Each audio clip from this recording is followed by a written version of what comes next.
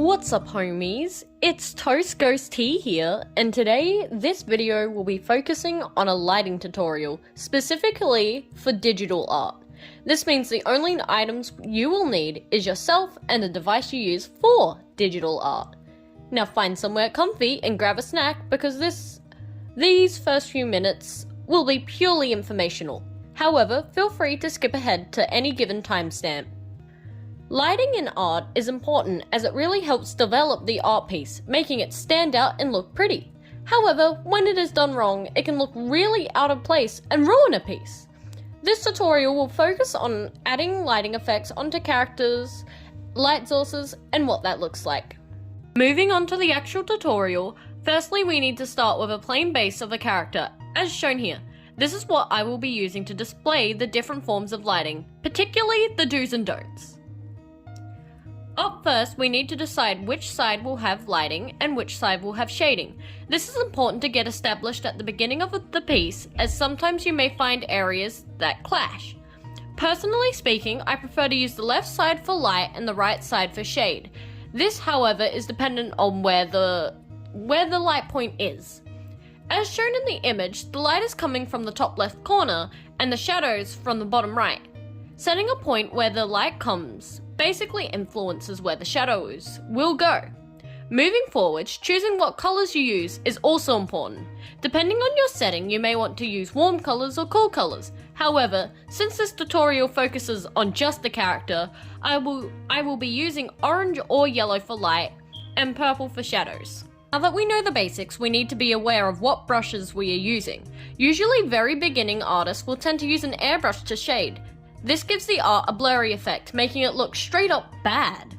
Airbrush shading can be achieved, but it has to be done in a specific manner.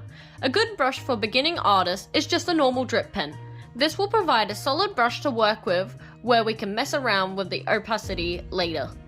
Onto clipping and layers. To keep colours on specific parts of the drawing, such as the pants, we will use either a magic brush or clipping. The magic brush can select specific colours, meaning that the lighting won't go outside the dotted line.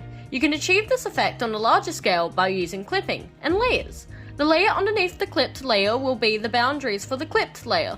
This means you can draw over the lines and only the area in the unclipped layer will show the clipped layer. Once again, moving along with this tutorial. Now that we have established all the information around lighting, time to put it into action.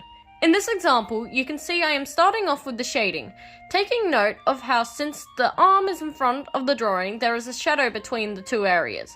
Another thing you may notice is that not all the shading is just strokes, but the lower end of the hair being mostly completely shaded.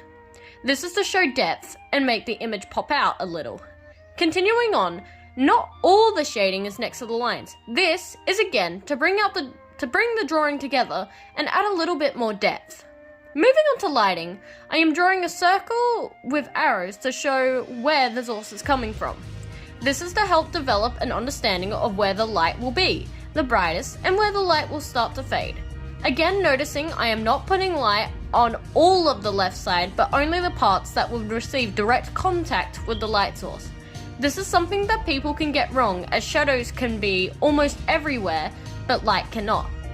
Now that the drawing is done, here is a before and after picture. Although this tutorial was short, this is just a simple introduction to lighting to help any beginner artist who may be struggling. Be sure to keep up the hard work, as it will eventually pay off. However, that being said, this will be the end of my video. See you later!